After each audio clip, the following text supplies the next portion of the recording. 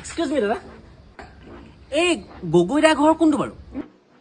এইফালৰ পৰা গৈ ৩ নম্বৰটো অঁ আচ্ছা থেংক ইউ দেই অঁ আৰু এই পাপন হাজৰিকা ঘৰ কোনটো পাপন হাজৰিকা এই গগৈদা ঘৰটো পাৰ হ'ব নেক্সট ঘৰটোৱে তেওঁ ভাগৰ অঁ থেংক ইউ দাদা থেংক ইউ আহিছে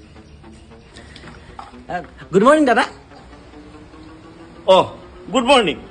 আপুনি কেনেবাকৈ দীপকমল গগৈ নি বাৰু হয় মই হয় এই মানে মই গভাৰ্ণমেণ্ট পপুলেশ্যন কণ্ট্ৰল চেণ্টাৰৰ পৰা আহিছিলোঁ মই অকল আপোনাক দুটা প্ৰশ্ন সুধিম দেই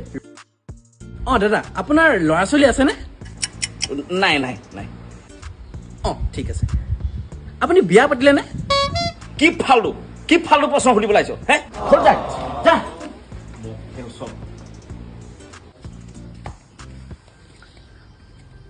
মই বাৰু কি ভুল কৰিলোঁ ন প্ৰথমতে মই সুধিলোঁ ল'ৰা ছোৱালী আছে তাৰপিছত সুধিলোঁ বিয়া পাতিলে নে অ' এই ৰাম মই উল্টাকৈ সুধিলোঁ আকৌ এইবাৰ মই সুধিম বিয়া পাতিলে নে তাৰপিছত সুধিম ল'ৰা ছোৱালী আছে নে অঁ ঠিক আছে অঁ এইজনী চাগে পাপন হাজৰিকা ফাৰ্ষ্টত সুধিম আপুনি বিয়া পাতিলে নে তাৰপিছত সুধিম আপোনাৰ ল'ৰা ছোৱালী আছে ঠিক আছে নাই শইকীয়াক সেইটো কৈ দিব এক্সকিউজ মি দাদা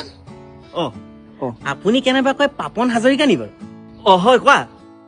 মই আচলতে গভাৰ্ণমেণ্ট পপুলেশ্যন কণ্ট্ৰল চেণ্টাৰৰ পৰা আহিছিলোঁ আপোনাক মই অকল দুটা প্ৰশ্ন সুধিম দেই হ'ব সোধা অঁ ঠিক আছে আপোনাৰ প্ৰথম প্ৰশ্নটো হৈছে যে আপুনি বিয়া পাতিলেনে নাই পতা ঠিক আছে আপুনি বিয়া